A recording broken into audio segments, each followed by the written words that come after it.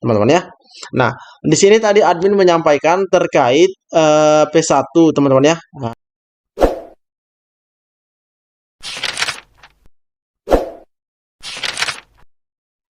Bismillahirrahmanirrahim. Assalamualaikum warahmatullahi wabarakatuh. Di video kali ini, admin kembali berbagi informasi seputar rekrutmen guru menjadi ASN P3K, lebih tepatnya terkait dengan penempatannya, teman-teman ya, atau peluang untuk lulusnya. Jadi silahkan disimak videonya dengan baik, jangan di skip agar tidak salah dalam memahami informasi yang admin bagikan. Jika ada suara-suara berisik, abaikan saja rekan-rekan ya. Oke, kita lanjut saja ke info intinya. Nah, di sini admin mengumpamakan sebuah formasi dibuka, formasi P3K guru ya, dibuka pada salah satu kabupaten. Kita sebut saja di sini Kabupaten Jaya, teman-teman ya. Nah, sebagaimana kita ketahui bahwa dalam seleksi CASN atau P3K guru ini ada istilah pelamar khusus dan pelamar umum atau kategori khusus atau kategori umum ya. Mana-mana baik dalam penyebutannya rekan-rekan ya. Nah, untuk yang masuk dalam kategori pelamar khusus ini ada P1, ada P2 dan ada P3. Ini semuanya pelamar khusus. Nah, teman-teman ya, sedangkan umum ada guru honorer negeri yang kurang dari 3 tahun, ada guru swasta, ada guru atau lulusan pendidikan profesi guru. Itu juga masuk dalam kategori pelamar umum. Nah, di sini kita lihat misalnya formasi yang dibuka di Kabupaten Jaya ini ada PAI, ada biologi, ada kimia, matematika.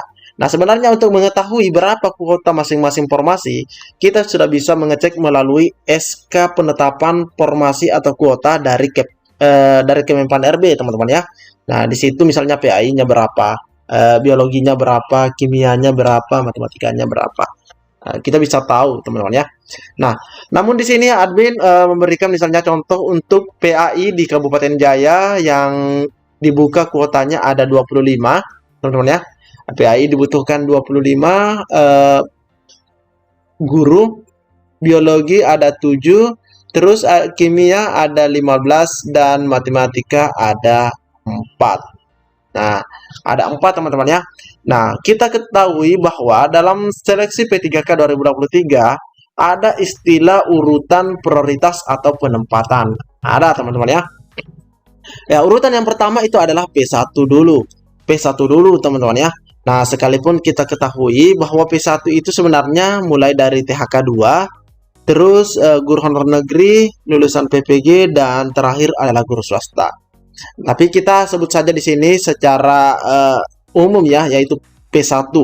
Nah, misalnya P1 ini ternyata ada P1 ini adalah guru PG ya. Sorry, kita tulis dulu di sini guru PG yang sudah passing grade tapi di tahun 2021. PG 2021, teman-teman ya. Nah, misalnya guru PAI di tahun 2021 ada 15 yang lulus, ada 15. Sedangkan di tahun 2023 kabupaten tersebut membuka atau Kabupaten Jaya ini membuka 25 formasi atau ada kuotanya, teman-teman ya. Nah, di sini teman-teman ya ada kuotanya 25 untuk formasi PAI. Nah, jadi di sini untuk P1 otomatis semuanya terselamatkan atau mendapatkan formasi. Bahkan masih ada sisa. Nah, dari 25 ini masih ada tersisa, teman-teman ya. Nah, selanjutnya ada P2. Nah, ini kan karena jika ada sisa formasi dari P1, maka itu bisa dilanjut ke P2. Nah, P2 ternyata hanya ada 4 orang, teman-teman ya. Hanya ada 4 orang yang mendaftar dengan memilih jabatan formasi PAI, ada 4. Nah, selanjutnya di P3 juga hanya ada 5, teman-teman ya. Karena kan masih ada sisa formasi dari P2. Ini lanjut ke P3 dan di P3 ini ternyata ada 5. Nah, di sini kan tersisa 1, teman-teman ya. Ini kan ada 15, 4 dan 5. Ini tersisa 1 formasi. Terus bagaimana sisa 1 formasi ini? Sisa 1 formasi ini itu nanti yang akan diperebutkan oleh guru honor negeri yang kurang dari 3 tahun, terus guru swasta dan lulusan PPG.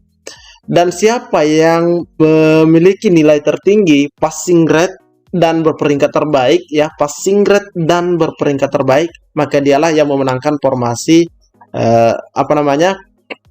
satu formasi yang tersisa ini, tersisa dari P1, P2, P3. Anggaplah misalnya lulusan PPG. Karena lulusan PPG ini kan ada serdiknya teman-teman ya.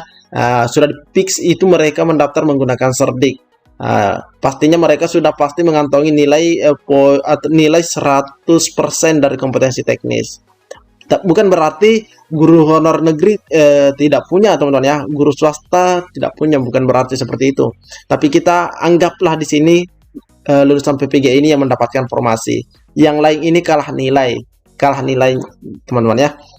Oke, selanjutnya di sini untuk biologi kuotanya ada 7, P1 hanya ada 2, P1-nya hanya ada 2, P2-nya cuma ada 1. P2-nya hanya ada 1 dan P3-nya ada 4. Otomatis untuk guru honor negeri ini atau pelamar umum ini tidak kebagian teman-teman ya, tidak kebagian, tidak ada formasi. Selanjutnya guru kimia ini ada 15, terus P1-nya hanya ada 5, terus P2-nya itu tidak ada di kabupaten tersebut, terus P3-nya ada 5, otomatis masih ada tersisa 5 formasi. 5 formasi inilah yang akan diperebutkan lagi oleh pelamar umum ini. Anggaplah misalnya di sini ada yang dapat 2, terus di sini ada yang dapat 1, di sini juga ada dapat 2. 212. Oke, teman-teman ya. Berarti sudah habis.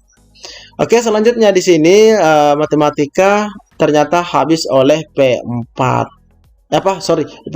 ya. Formasinya cuma ada 4 dan habis oleh P1. Jadi tidak bisa lanjut lagi ke P2 dan P3, apalagi pelamar umum ini. Sudah pasti fix tidak bisa, teman-teman ya.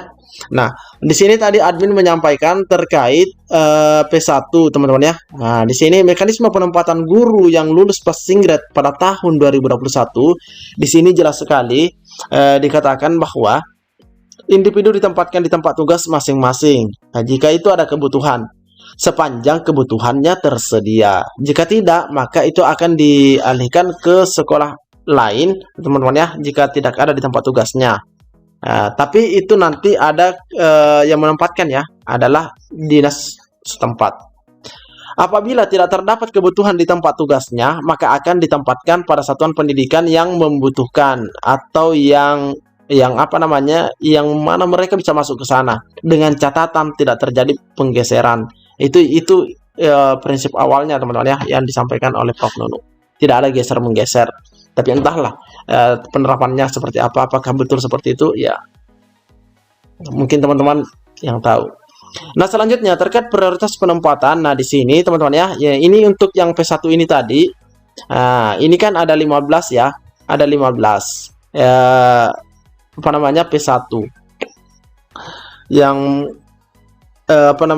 yang PAI. Nah, itu diurutkan dulu dari THK2 dulu, teman-teman ya. Jika THK2 semuanya sudah mendapatkan penempatan, misalnya di PAI ini mendapatkan formasi, baru lanjut ke guru honorer negeri. Jika honorer negeri masih ada sisa formasi, ini lanjut ke lulusan PPG dan terakhir adalah swasta. Nah, seperti itu teman-teman ya, urutan penempatan bagi P1.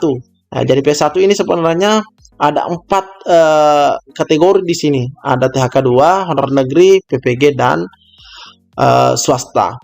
Nah, terus bagaimana dong kalau misalnya ada yang sama nilainya teman-teman ya.